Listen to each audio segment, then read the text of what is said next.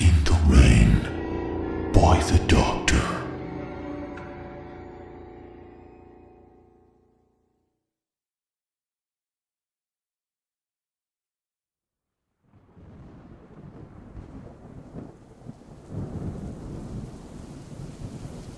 The cat walked slowly across the concrete, pausing to lick its paw in the middle. It sat there in the moonlight, just watching the skies and heavy rain. The clouds swirled, and the night was young. Perhaps it could find a confused mouse or a drowned frog in this time. Its tail moved with anticipation of the hunt. A chain-link gate swung open with a surprising speed, startling the cat, resulting in a hissy fit. The man who opened it carried no thought of the terrible weather, cat, or of anything else he was up against. Yelling an obscenity, he ran as fast as he could through the opening. That thing wasn't getting him. No way. He sprinted through the gate and into the alleyway. He didn't know why, and he didn't know how, but something was following him. His first inclination was when he kept seeing this menacing figure at every turn. No matter where he went, he kept seeing it. At first, he had thought it might be a person following him, but that had quickly changed when he saw the height and shape of the being. Great, a fork in the alley. Mark sped towards the light, not because of any good feeling, but because whatever it was would catch up no matter which way he went. The figure always seemed to be 2 steps ahead of him. Every time he turned around, it was there, silent as the night, just watching him. He could never make out its features in the rain, as it blurred his vision. He could tell it was tall, and seemed to have a black and white skin, with the black covering the legs and torso. He had figured since it didn't move when it was being watched, he could look at it and just keep it frozen. It worked, but when he stared at it, he felt sick, like something was clawing its way out of him. His worst memories resurfaced in his brain, among them an embarrassing date, a lost pet, his sister's funeral. He turned away and crawled for a few seconds until he could stand up again. Then he ran far from the creature, the thing that, like his memories, he could not seem to escape. Suddenly Mark slipped on a giant puddle, interrupting his thoughts.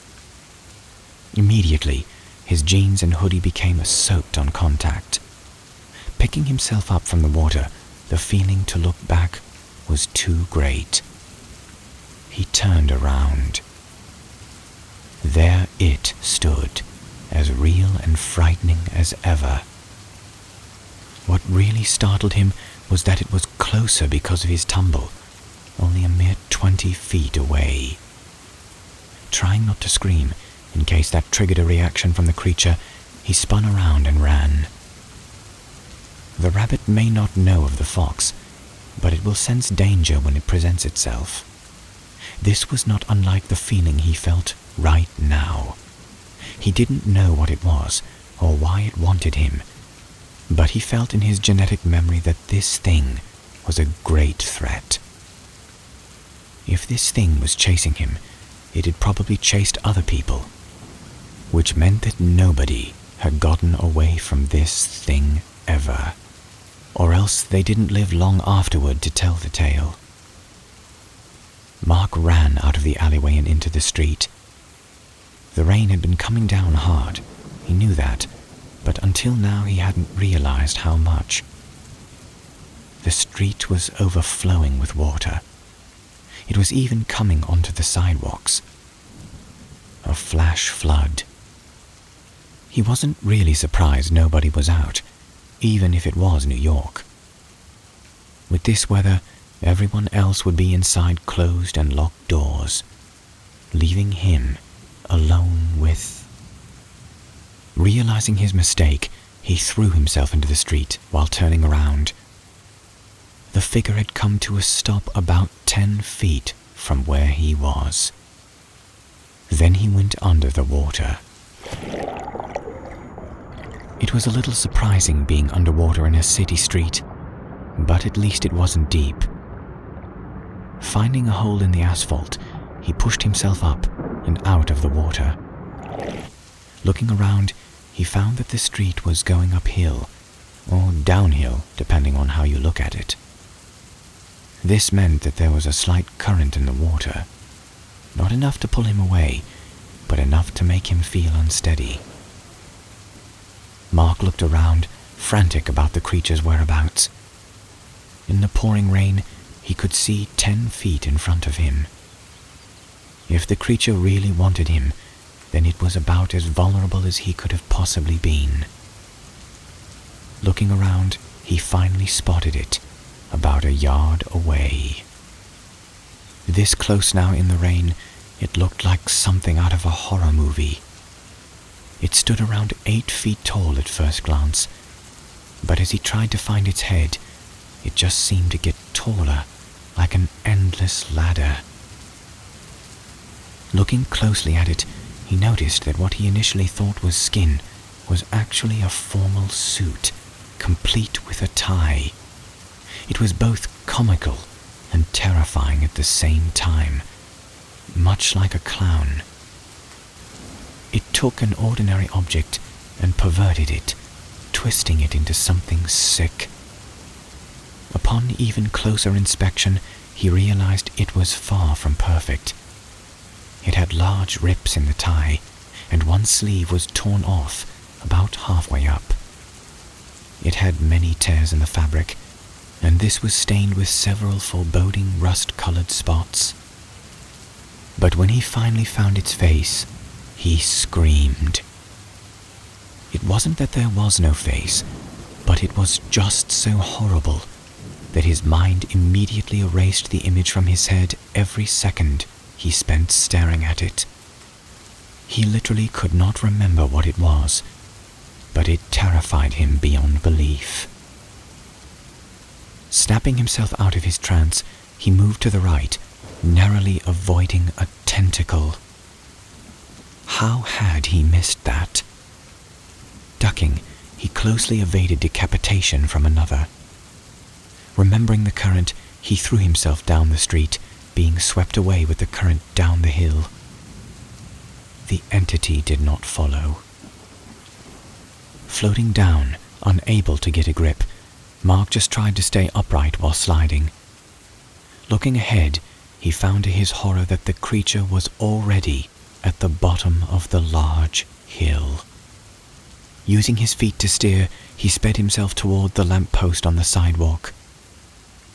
Reaching out, he attempted to grab it, only finding himself falling. Grabbing the edge of the sidewalk, as he did not want to be swept in, he realized that there must be an open sewer grate below him. Grabbing the edge of the sidewalk as to not be swept in, he realized there must be an open sewer grate below him, unseen in the water. Cursing, he tried to pull himself up. Looking to his right, he spotted the figure about 60 yards away now. Gripping the concrete, he tried to heave himself up. Another quick glance to his right. 20 feet away. Giving it up, Mark let go and fell with the water. After about 4 seconds of terrifying freefall, he hit the ground. Hearing a crack and experiencing extreme pain, he moved his left leg. It felt fine. Then the other. Once he moved it, he felt incredibly intense pain at the base of his thigh. That meant it was his hip. Damn. Trying to stand up, he found he couldn't. The pain was too unbearable. He started crawling, knowing he had to get away. Dragging himself across the wet ground, he came to the sewer canal that carried rainwater and gunk under the street. Looking to his left, he thought he saw a light. He couldn't tell, as his vision was blurry. Funnily enough, it got cloudier. Then the sick feelings started again, along with the memories. Realizing his fate, he tried to drag himself into the canal so he could drown. Surely it would be a more peaceful death than whatever this being had in store for him. Right as his body fell in, he felt a tendril grab him by the ankle and lift him out of the water. Flipping him right side up, he hung there, looking at the creature for the first time face to face. He was filled with unimaginable terror. Its body radiated evil, and he vomited from the sickness again and again. Then he felt two claw-like fingers lightly position themselves on his eyelids. He tensed, realizing what it was about to do.